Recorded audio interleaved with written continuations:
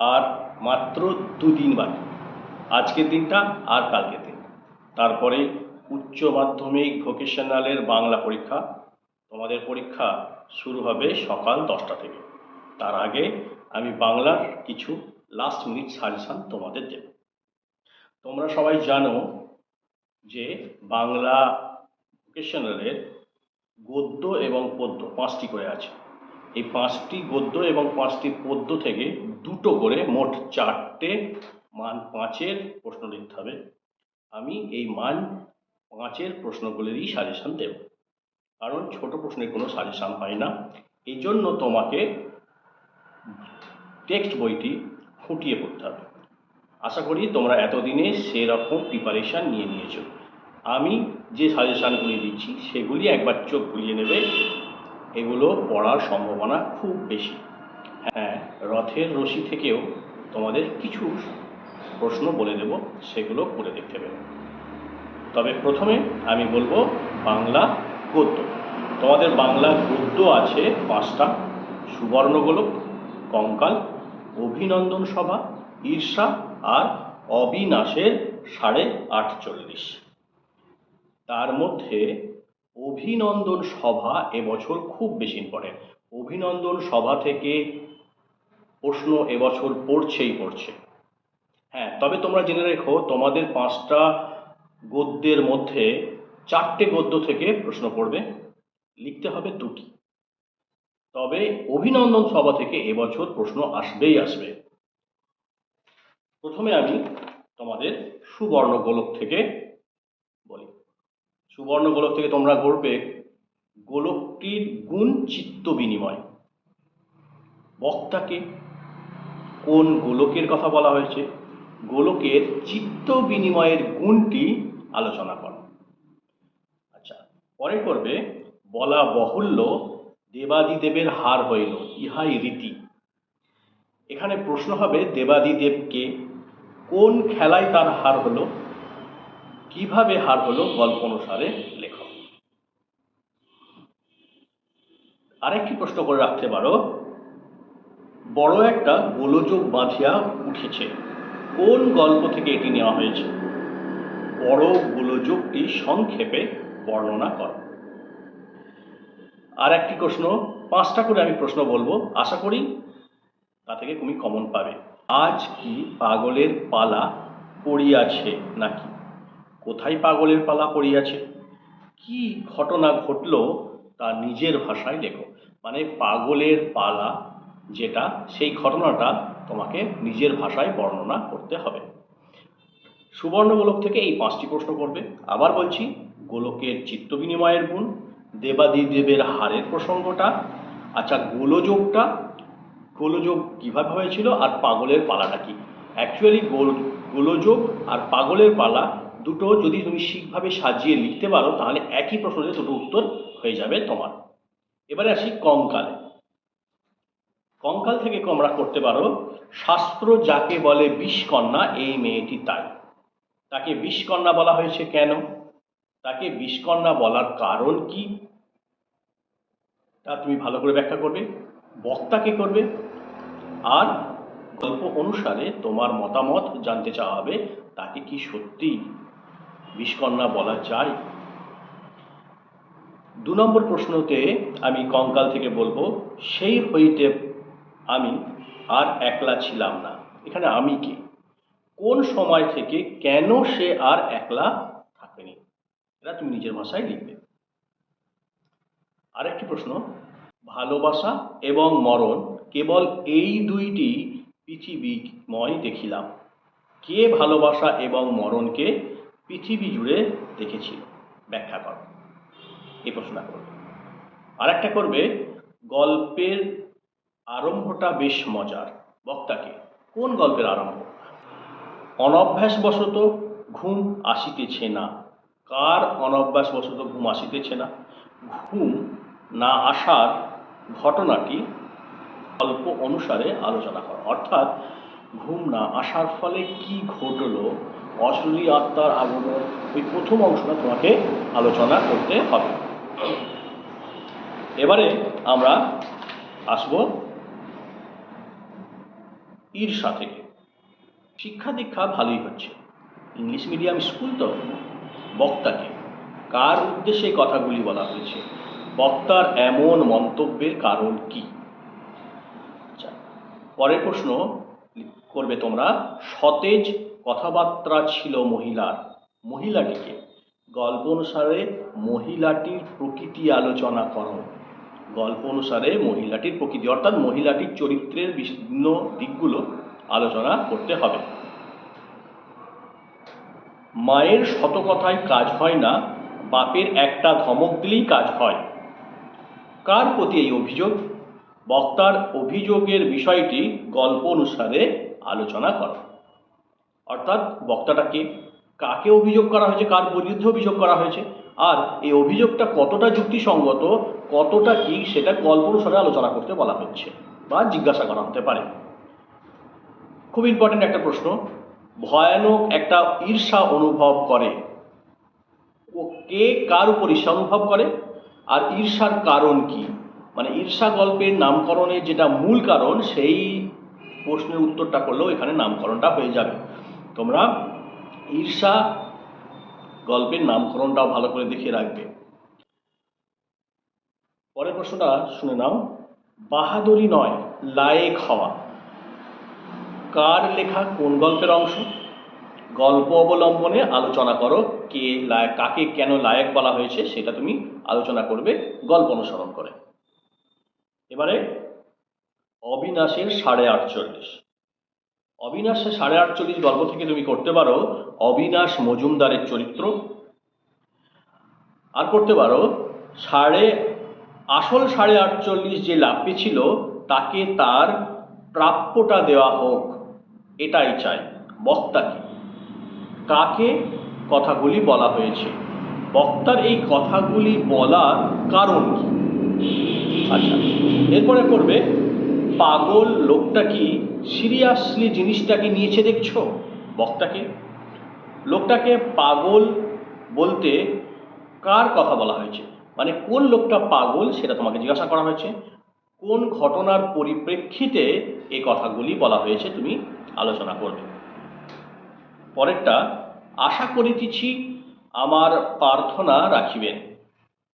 বক্তাকে, প্রার্থনা কি ছিল, মানে প্রার্থনার বিষয়বস্তুটা লিখবে তুমি, আর কোন ঘটনার পরিপ্রেক্ষিতে এই প্রার্থনা করা হয়েছে বা কি প্রার্থনা করা হয়েছে সেটা তুমি গল্প অনুসারে লিখবে। আরে এবছর গল্প থেকে আসবেই অভিনন্দন সভা, তার কিছু প্রশ্ন শুনে রাখো। খুব ভালো কথা কাকা, নতুন জিনিস আমাদের দেশে। বক্তাকে, নতুন জিনিসটা কি, এই নতুন জিনিসটা সম্পর্কে আলোচনা গল্প অনুসারে তুমি করবে। অর্থাৎ নতুন জিনিসটা কোনটা, ওই অভিনন্দন দেওয়ার ব্যাপারটা গৌর পিয়নকে, মানে গৌর পিয়নকে কিভাবে অভিনন্দন দেওয়া হলো, এই নতুন বিষয়টি তুমি আলোচনা করবে। পরেরটা দেখো, জিনিসটা কি আমি নষ্ট করে দিলাম, একবার দেখা দরকার। এখানে কোন জিনিসের কথা বলা হয়েছে, আর আমি কে ওটা করে রাখবে, মানে আমি প্রথমেই প্রশ্নতে বলা হয়েছে জিনিসটা কি আমি নষ্ট করে দিলাম, একবার দেখা দরকার। এখানে আমি কে, কোন জিনিসের কথা বলা হয়েছে, আর শেষ পর্যন্ত জিনিসটা কি সত্যি নষ্ট হয়ে গিয়েছিল, আলোচনা করতে বলতে পারে। পরে লেখো, দস্তুর মতো শিন যাকে বলে। বক্তা কাকে, শিনটা কোথায় হয়েছিল, আর শিনটা বর্ণনা তোমার থেকে চাওয়া হতে পারে। শুধু হাত জোর করে সভার সকলের দিকে চেয়ে 2-3 বার বললে বাবুরা বাবুরা, কে কখন হাত জোর করে কথাগুলি বলেছিল, কেন সে হাত জোর করেছিল, আর অভিনন্দন সভায় গৌর পিয়নের চরিত্রটা তোমরা করে নেবে। তাহলে এগুলো হলো বাংলা গদ্য থেকে। এবারে আসি বাংলা পদ্যে। বাংলা পদ্য তোমাদের 5টি আছে। প্রার্থনা, আমি গাই তালি গান, সেই দিন এই মাঠ, ভুলে যাব না, আর কলকাতার যিশু। এবছর এই 5টার মধ্যে থেকে আমি গাই তারি গান, এই কবিতা থেকে প্রশ্ন আসবেই আসবে। আর 5টা কবিতা থেকে যে কোনো 4টে কবিতা থেকে 4টে প্রশ্ন পড়বে। তোমাকে লিখতে হবে 2টো প্রশ্ন, মান 5-এর। আমি গাহি তারি গান, এই কবিতা থেকে প্রশ্নগুলি আমি কবিতার শেষ দিকে বলবো। প্রথমে বলি প্রার্থনা।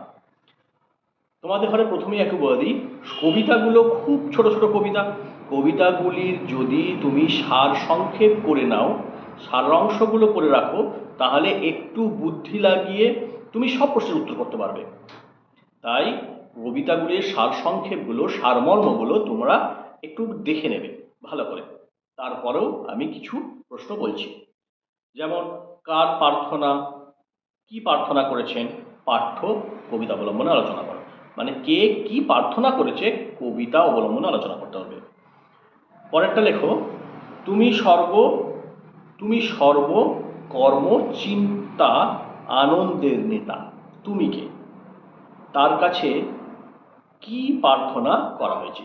একই প্রশ্ন, প্রার্থনা, কে কি প্রার্থনা করেছে, এই বিষয়টা যদি তুমি সারমর্ম থেকে সুন্দর করে গুছিয়ে লেখো, এখান থেকে যা প্রশ্ন আসুক না কেন তার ঘুরিয়ে ফিরিয়ে একই উত্তর চাওয়া হবে যে কে কি প্রার্থনা করেছে, প্রার্থনার বিষয়টা কি। তাই তুমি সারমর্মটাকে সুন্দরভাবে করে রাখবে। পরেরটা, পৌরুষের করিনি শতধা। পৌরুষ বলতে কি বোঝায় ব্যাখ্যা করো। অর্থাৎ সেই দিন এই মাঠ থেকে আমি চলে যাব বলে, আমি কে, কোথায় চলে যাবার কথা বলা হয়েছে, কবির মনোভাব আলোচনা করো। এটা এবছর খুব ইম্পর্টেন্ট একটা প্রশ্ন। পরেরটা হলো, পৃথিবীর এই সব গল্প বেঁচে রবে চিরকাল। কোন গল্পের কথা বলা হয়েছে, পাঠ্য কবিতা অবলম্বনে গল্পগুলি আলোচনা করো। চারিদিকে শান্ত বাতি ভিজে গন্ধ মৃদু কলরবে। কোন কবিতার অংশ, কবির নাম লেখো, উৎস লেখো এবং প্রকৃতি ও জীবনের যে ছবি ফুটে উঠেছে তা আলোচনা করো। এই 3টে প্রশ্ন যদি তুমি করে নিতে পারো, সেই দিন এই মাঠ থেকে প্রশ্ন যেভাবেই ঘুরিয়ে পড়ুক না কেন, এই 3টে প্রশ্ন থেকেই তুমি বুদ্ধি করে উত্তর দিতে পারবে। তাই এই 3টে প্রশ্ন খুব ভালো করে তুমি করে রাখবে।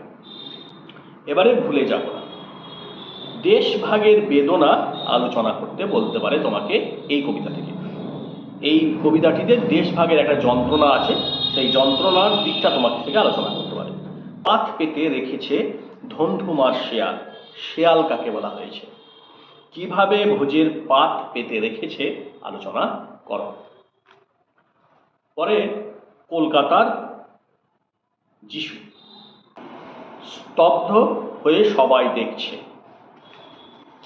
সবাই কারা, কখন তারা স্তব্ধ এবং কি দেখছে। মায়াবী আলোয় ভাসছে কলকাতা শহর। আলোকে মায়াবী বলা হয়েছে কেন, এই মায়াবী আলোয় কবির চোখে কোন দৃশ্য ফুটে উঠেছে তা জানতে যাওয়া হতে পারে। পৃথিবীর এক কিনারা থেকে অন্য কিনারে চলেছে, কে চলেছে, বক্তাকে, বক্তব্যের বিষয় নিজের ভাষায় লেখো। এবছর যে কবিতা থেকে প্রশ্ন আসবেই সেটা হলো আমি গাই তারি গান। এই কবিতা থেকে তুমি সারমর্মটা খুব ভালো করে করে নেবে। আর করবে, কাদের জন্য কেন গান গেয়েছেন। 2 নম্বরে করবে, যারা ভেঙে চলেছে অপদেবতার মন্দির আস্থান। কাদের কথা বলা হয়েছে, অপদেবতা বলতে কি বোঝানো হয়েছে, আর এই বিষয়টা ব্যাখ্যা করবে। আর এই কবিতায় মানব প্রেম ও জীবন চেতনার বিষয়টা আলোচনা করতে বলতে পারে। আচ্ছা, আর একটা করবে, গোরস্থানের চষে ছুঁড়ে ফেলে যত সব কঙ্কাল বসালো ফুলের মালা। এটা ব্যাখ্যা করবে। মানে এর প্রত্যেকটা লাইন খুব খুব ইম্পর্টেন্ট এবং প্রত্যেকটার আলাদা আলাদা ব্যাখ্যা তুমি কবিতা লাইনগুলো খুব সুন্দর করে মনোযোগ দিয়ে পড়বে এবং এর ব্যাখ্যাগুলো করার চেষ্টা করবে। সারমর্মটা বারবার বলছি, করে রেখো। রথের রশি থেকে কিছু বলবো, তবে রথের রশিটা এত বড় এবং এত প্রশ্ন করার জায়গা আছে যে অনেক সময় এটা থেকে সেইভাবে কমন দেওয়া যায় না।